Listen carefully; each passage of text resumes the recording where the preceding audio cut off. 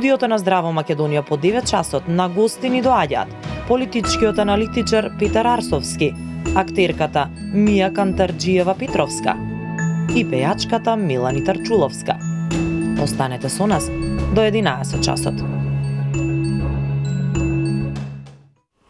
Останете со нас до 11 часот, се враќаме во студио со убав разговор со нашите гости, како што видовте во најавата. Повторно имам интересни професии споени на една трпеза, со кои што ќе позборуваме за она кое што ти е професионално го работа, таа ќе видиме како размислуваат за она секојдневие кој што сите го имаме како граѓани.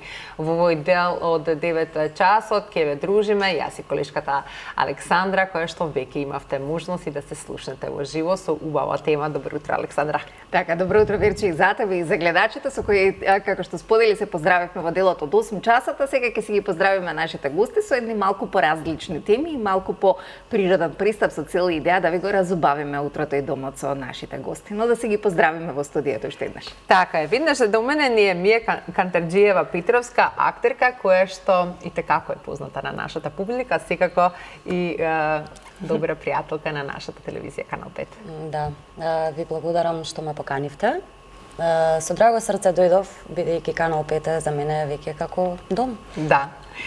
И да малку гледачите те запознаат малку и од поинаква страна, да знаат покрај актерството со нешто што било друго секојдневие, како е да си го одбрала и сето она кое што се случува, што се вели зад камерите. Да, со драго срце ќе споделам. Така, виднеш, до вас денеска единствено машко, освен колегите позади камера и во режија, ни е Петар Арсовски, политички аналитичар. Добро утро за вас. Добро утро. Втор пат сум мислам во емисија, не ми е прв пат.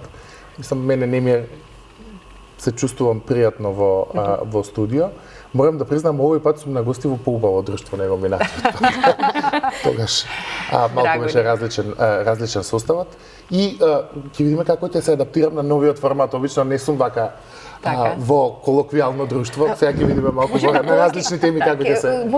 Повеќе ќе зборуваме за актерството, за нешто што ви е исто така блиско, но и политиката има многу глума, да речеме индиректно, да. Но малку подоцна. Така, и виднеш до вас е Милани Тарчуловска, пејачка. Добро утро. Добро утро и за тебе. Како си ни ова утро? Јас се чувствувам прекрасно, многу ми е мило што сум денеска тука. И се надевам дека ќе можеме да се поразговараме за сите теми, како и за музиката исто така. Така е, во еден период како не беше во Македонија, беше малку во Америка, но очигледно дека инспиративно ти делуваше, па од кога ни се врати, доста сработе, настапуваше и по фестивали, имаш доста награди освоено, тука е еден убав музички спот со интересен наслов, кој што можеби потоа Петар убаво ќе го прокоментира. Насловот на песата е Шахмат. Океј. Кога сме кај таквите сензационални имиња, Петар актуелно ни е во Скопје средбата на европските лидери и од Западниот Балкан. Тука ни комесарката Марта Кос, па дали ќе се најдеме во некоја шахмат позиција во однос на сето она кое што се планира да се разговара за проширување на Европската Унија. Супер е овој термин шахмат. Да. Се поврзува. Стрикно креативно. Совршено се поклопува. Во основа Европската Унија точно е дека е во шахмат со целиот Балкан. Имаат притисок војната во Украина, не е јасно што се случува. Оваа територија воопшто Западен Балкан со исклучок на Албанија и Црна Гора географски припаѓаат на европскиот континент, а сепак голем дел од земјите се соочуваат со суштински проблеми во евроинтеграција. Секој од своја причина. Босна од комплицирана внатрешна ситуација, Србија заради нечиста идеологија, Македонија заради овој спор со Бугарија. Во замена за чист интегративен процес како што имаат Албанија и Црна Гора, беше замислен овој план за раст и развој, многу пари, во основа како за да се поттикнат реформите. Онаа земја која најбрзо ги спроведува оние реформи, кои секако би требало да ги спроведува кога би била дел од преговорите, нели? Така. Се наградуваат со средства. И сега ова е вториот циклус. Не знам дали се сеќавате, Македонија беше прва во првиот циклус. Први ги подготвивме технички документи, првите тие авансни пари ги добивме ние и така. Сега дојде на време за втората траша, во втората веќе доцниме 50%. Така што мислам дека дел од причината за посетата е да се поттикнат оние институции кои треба да добијат пари од планот за раст и развој малку побрзо да завршат својата домашна. Сега да не должиме околу техникалите околу процесот, идејата е да се подкрепат реформските процеси во подготовка за преговорите, меѓутоа со конкретни придобивки, значи со средства од планот за раст и развој. Кога би успееле сите да ги земеме, тоа навистина би било значаен поттик за економијата. Но додека не го направиме тоа, ќе останеме во еден релативен, да повторам уште еднаш, шахмат. Да, убава терминологија одбравме и можеби ете така символично самото по себе се надоврза да го зборуваме. Мија, пред да станете актерка, имавте навистина имате мајка која што е балерина. Да. Вие бевте дел од сцената на најразличен начин и иако не бевте тогаш актерка, што беше клучното да се одлучите сепак за актерството? Клучно. Всушност почнав во еден период да го менувам мојот живот, така ми се падна, не дека планирав. Се преселивме со мајка ми во нов стан, почнав некако да се движам меѓу актери, не знам како ме донесе патот таму, и ми се случи откровение дека всушност јас цел живот се бавам со танц, со пеење, хорско, соло никогаш, со манекенство многу кратко и сватив дека тоа се е еден сублимат на сценско постоење. Так. Да. И си реков, зошто да не? Секогаш сум била некаков аниматор во друштво. И некако ете така испадна да си ја пробам среќата. Така. Нашите гледачи во однос на утринската, оние поголемиот дел кој што не ја следат, сепак не ги следат и македонските народни приказни, каде што ти навистина имаш многу улоги толкувано. Можам да кажам дека си еден од омилените улоги, дури и ќерка ми ве препознава, затоа што ги сака да ги гледа и навистина се корисни, а и на некој начин, да речем, се традиција за македонскиот народ. Има ли нешто особено значајно за тебе да бидеш дел од такви проекти?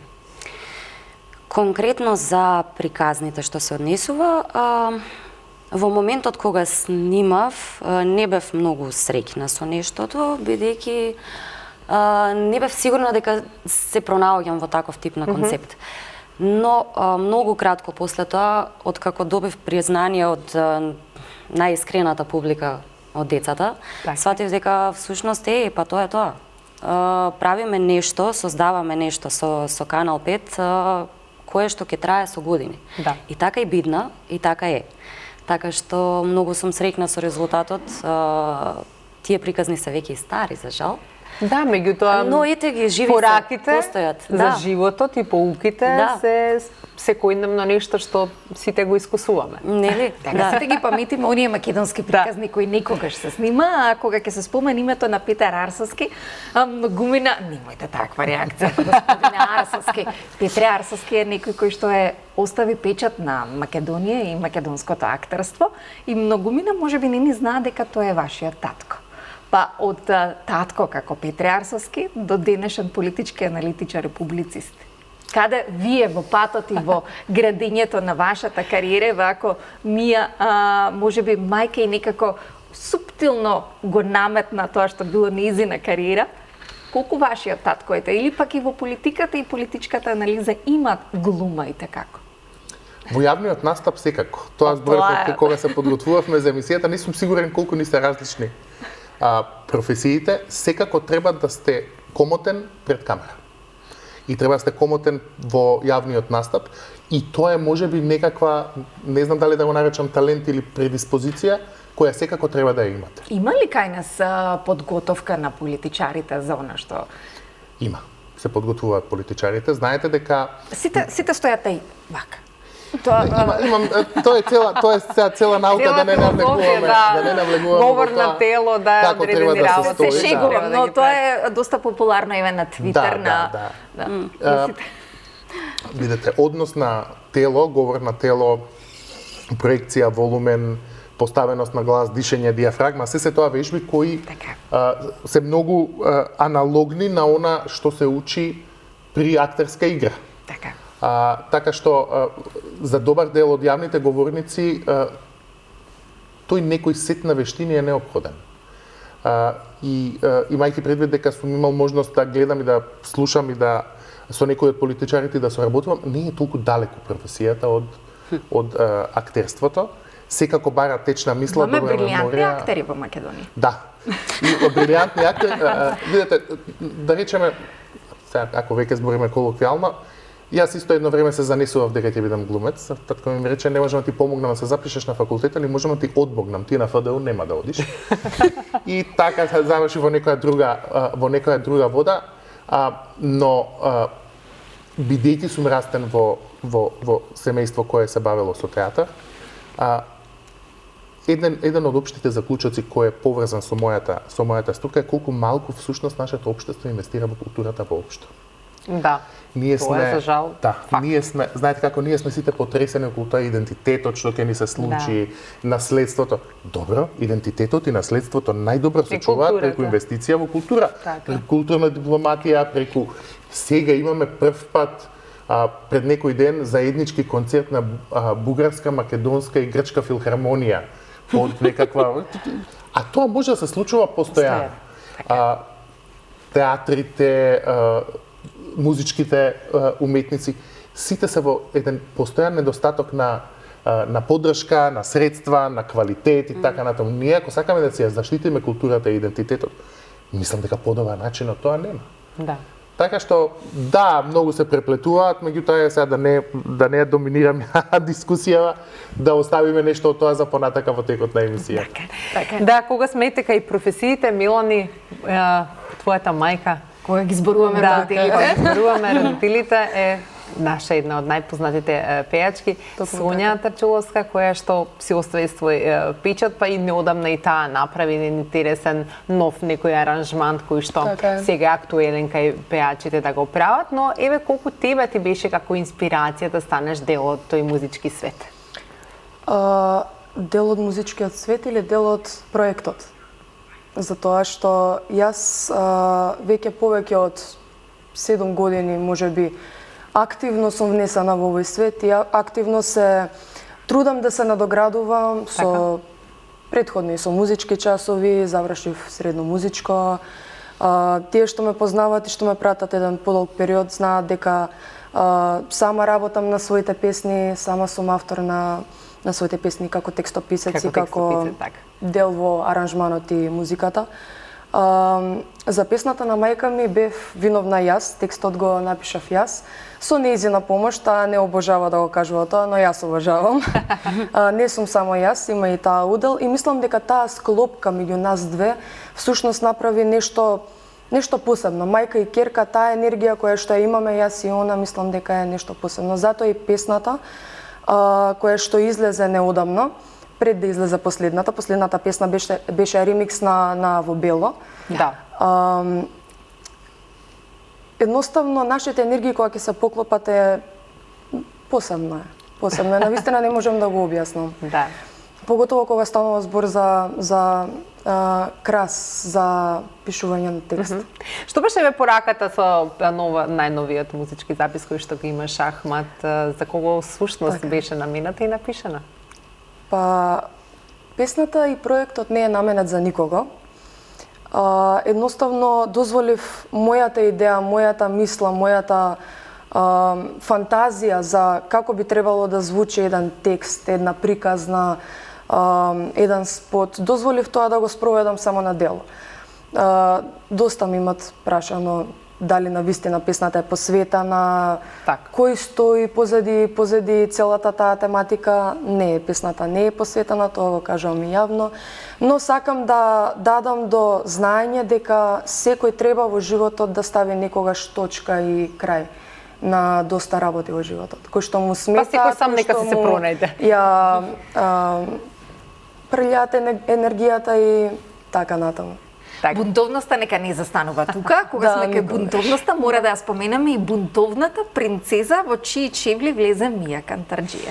Yes, да. Тоа е еден можеби меѓу последните ваши проекти, каде што гласот е исто така алатка на актерите и на актерската игра, и тоа умешно успеавте да го направите. Благодарам. Во главниот лик од еден интересен црта. Да. Споделете ни малку повеќе околу овој проект.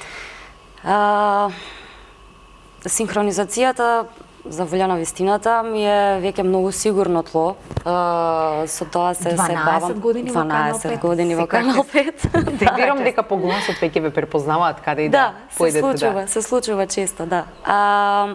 Така што освен турските серии, од секогаш сум имала огромна желба да се обидам и со цртан филм.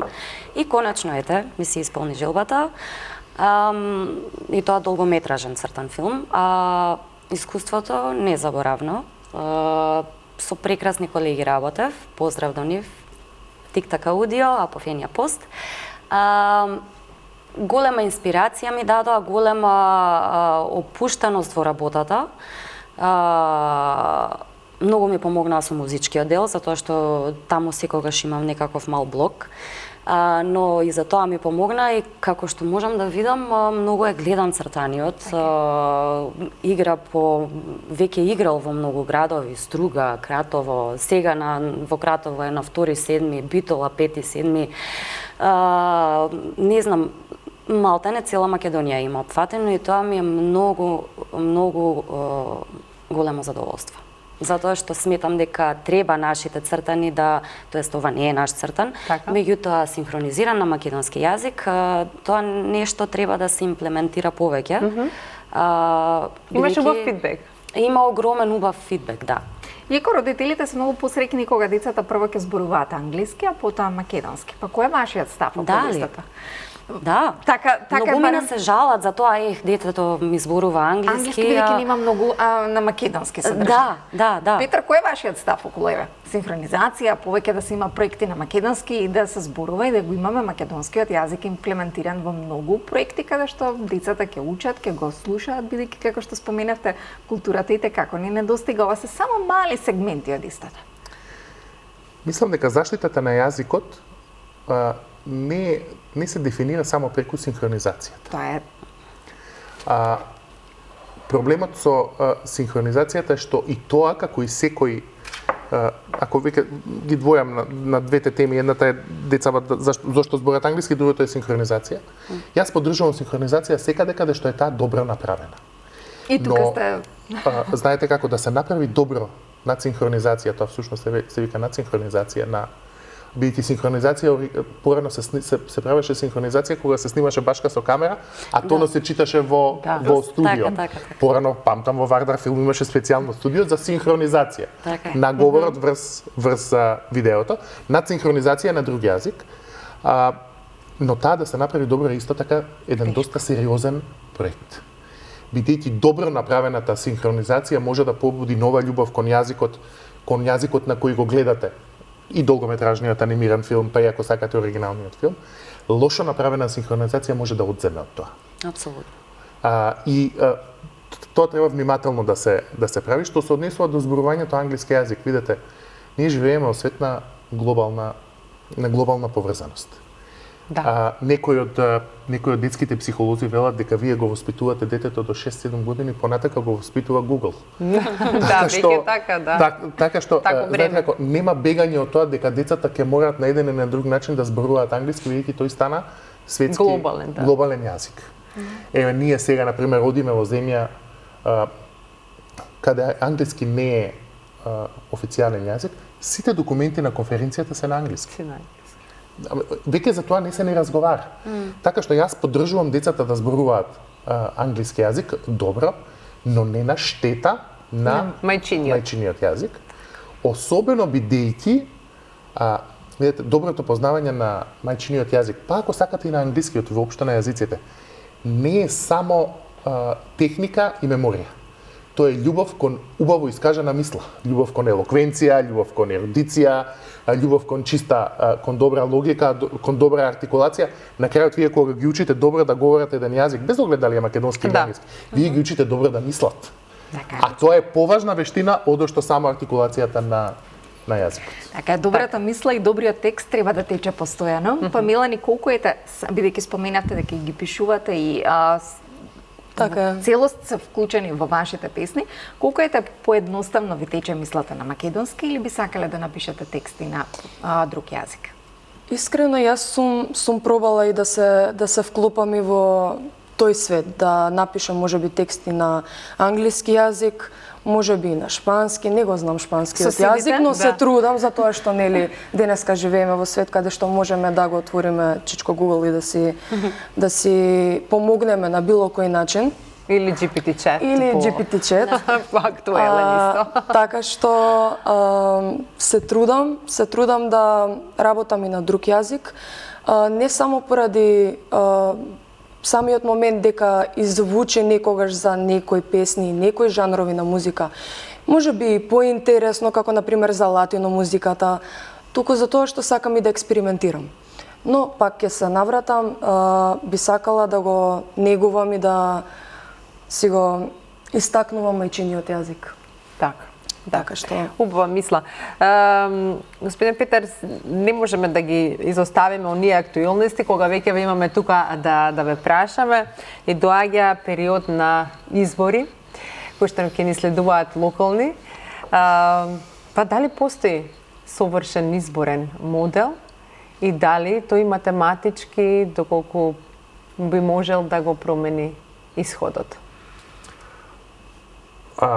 Сега партиите во моментот разговараат за промена на изборниот модел за парламентарни избори, не за локални.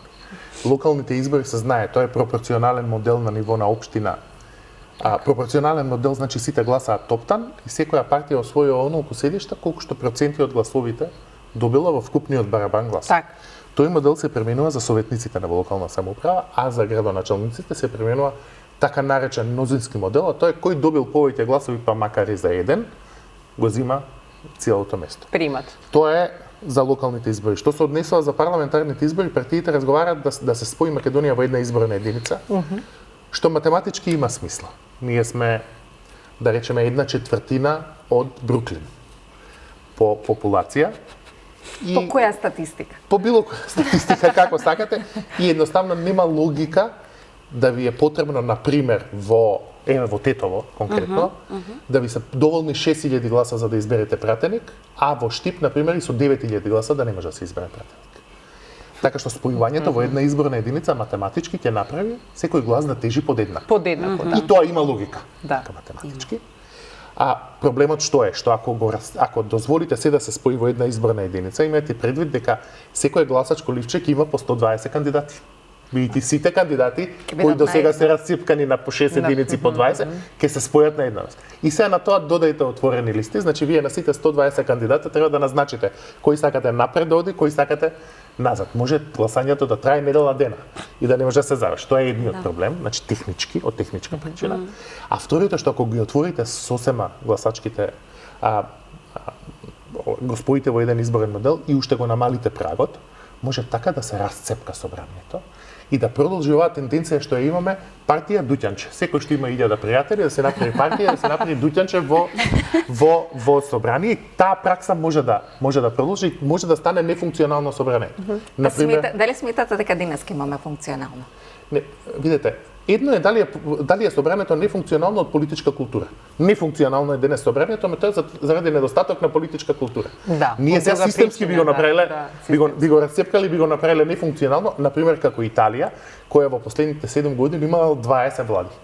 Затоа што се шетаат вака, знаете како тоа. Но зборуваме постојано и за дигитализација. Така е. Која што многу ќе заштети во сите овие изборни периоди кои ни предстојат. Па каде е Македонија на мапата на светот, бидејќи сите знаеме колку се троши за време на избори и колку буџети се одвојува. Тоа ќе ми беше следниот коментар. Да не политизираме, но сепак не знам колку им е интересно на гледачите се, ова е моја струка, па ми е мене интересно да зборам. Ама тоа секојдневие. Ама секојдневие, не. Видете, Македонија треба да разговара само за едно нешто, а тоа се дигитални избори, електронски избори. Тие ќе го решат и проблемот со гласањето на диаспора. Значи да може да гласат сега да прашам, дали треба диаспората да биде сега една Америка се гласа по пошта. А ние имаме, значи за да гласате ако сте иселеник, за да гласате до првото ДКП дипломатско конзуларно претставништво, може да патувате 2000 километри. И се нормално дека не гласа после диаспората, се разбира. Нема да гласа. Во 21 век нема зошто да не разговараме за електронско гласање, нема зошто овде да примениме зошто да не примениме електронско гласање. Резултатите веднаш може да се заштити целосно од злоупотреба, ни хартија, ни печатење, целосна контрола и така натаму. Ресурси и така натаму, меѓутоа се уште мислам дека политичарите не сакаат да се откажат од можноста да го злоупотребат изборниот процес, а што е право и граѓаните не се до крај сигурни во електронското гласање. Тоа компјутерот кој ќе го пипне таму внатре. Знаете како малку има еден таков недоверба уште кон тој систем. Да, но според мене вистинската е дебата, да повторам, ние сме една педа земја, со малку изборни места, со релативно мали ресурси може да се спроведе електронско гласање и тоа може да направи малку помодерни. Но буџетите се огромни. Кога сме ке буџетите, ке филмот, ке театарот, Мија, сонувате ли симпатично се насмеавте, но каква е состојбата во Полскиот театар? Се подготвува ли нешто ново? Во Тетово пред околу 3 недели имавме премиера на албанска представа Анатомија на револуцијата, во која што јас земав место на албански јазик и тоа е последното нешто што излезе од тетовската продукција. Од септември би требало да почнеме да работиме ние како македонски ансамбл, ние сите четворица. Па ќе видиме што ќе излезе од тоа. Да. Се радуваме, едва чекаме да почнеме, требаше пролетва да почнеме, но се случија некои компликации, па ќе си почнеме од септември. А со филмот? Со филмот, всушност јас и немам снимено многу филмови. Имам само едно мало уложе кај Оровчанец. А се снимаат ли колегиве, се работи ли на тоа поле? Јас мислам дека се работи, да. Мислам дека се работи. Околу тоа колку е потребно за еден филм, каков буџет е потребен, искрено немам никакво познавање. За жал, знам колку би требало и колку би било делотворно за една представа да добие одреден буџет. Но дека се снима, дека се оди по фестивали, се оди, дека се цени нашата филмска уметност надвор од нашите граници. Повеќе и тоа како, дома. Да. Но тоа е некоја друга тема. Дискутабилно секој пат. Да. Така е. Милан, кога сме кај тие поддршки, твоите родители, Сонја и Јохан, верувам дека ти сте поддршка од мали ноза, но ти си и најстарата сестра во вашето семејство. Тука е твојот брат Младен и сестрата Јоана беше? Така. Колку ти се радуваат кога ќе те видат на сцената, колку ти е поддршка, можеби Јоана исто сака да пее заедно со тебе? Искрено, помалата ми е многу поголема. Многу повеќе ја истакнува таа поддршка. Јас знам дека и брат ми е навистина и го чувствувам тоа дека се гордее со мене и дека е горд брат. Но помалата е многу потемпераментна, многу погласна, секогаш сака да истакне што мисли. Па така и тоа, дека е моја најголема поддршка и дека секоја песна ја пее на секаде, ја кажува на сите нејзини другарки, сите ја пеат заедно, прават денс челендж заедно. Да, тоа е тој, нели? Да. Ранг на генерации. Така што се и моите родители и целото моје семејство во глобала е многу моја најголема поддршка. Така, стрикна ли она помеѓу своите врсници кога кажа знаеш што Милан не ми е мене сестра, па ја пиеме. Верувам дека сака да девојчињата се генерално така поотворени, сака да се похвалат. Па верувам дека јас да бев на нејзино место и да имав постара сестра од мене која што се бави со музика, верувам дека јас би била малку во тој момент сестра ми пее или нешто во тој фазон. Така што знам и ја разбирам нејзината среќа и нејзината гледна перспектива на оваа тема. Така што можам и да се ставам на нејзино место и колку е среќник, со кој поглед ме гледа и како едноставно која улога ја играм во нејзините очи. Така, твојот брат повеќе се занимава и со спортот. Со спорт, така. Едно време играше малку повеќе фудбал, сега мислам дека ракомет. Ракомет, да. Како тебе ти оди со спортот? Јас искрено не одам со спортот рака за рака. Знам некогаш да се наканам за теретана, но ништо повеќе од тоа. Песна. Може би пешачење и така натаму, но спортот го прекинав доста одамна. Имаше периоди од мојот живот каде што сакав балет, дали воопшто може да се вметна во спорт, не знам, повеќе е хоби. Па физичка активност. Може би гимнастика и тенис. Имаше периоди каде што доста ме привлекуваше тенисот. Пробав све за да знам што сакам да бидам. Убаво да се истражува, но во низата на истражување, кои биле вашите идоли низ животот? Еве, Петар, да започнеме со вас. Бидејќи сите имаме некој идол со кој растеме, се создаваме, се градиме, па еве, од младоста до денеска може би ви се променил истиот. Знаете како ми се менувале идолите, како што ми се менувал мојот поглед, мојот поглед кон светот. И јас бојам да признам дека јас во средно бев релативно бубатор. Тука сме на иста бранова должина и јас важам за бубатор во средно. И сега тогаш во тој период повеќе ми се допаѓаа писатели, нешто читав некои книги кои беа различни, од тоа што го читаат вашите моите врсници и мојата генерација, и потоа тоа се смени во спортисти. Во херои спортисти, да. Сега додека зборевте за спорт, викам само да не ме прашаат мене за спорт. Ама не беше така, порано сум тренирал доста спортови, скијање, јавање, например, така натаму. И тука ми се движеа хероите. После, кога завршив факултет, ми се префрлија хероите на, јас завршив софтвер инженеринг, програмирање. Ми беше струката пред магистратурата за политичка комуникологија, со која се бавам и денес. Па после ми стана едно време идоли Стив Џобс, Вознијак, тие што прават, не знам, познати програмери и така натаму. За на крај сега, веќе после толку долго бавење со јавен живот, забележувам дека сум станал дезилузиониран. И дека многу тешко ми се појавуваат идоли, некако сум станал скептик малку. Джеф Безос, она што го направи во светот, мислам дека го разбранува. Джеф Безос денес, односно минатава недела, троши $50 милиони за свадба. На свадба, со $50 милиони. И се аналитички кога ќе погледнете што се случува. Интересна беше компарацијата, зошто не Охрид, зошто Венеција? Сега, зошто не Охрид, зошто Венеција? Има зошто.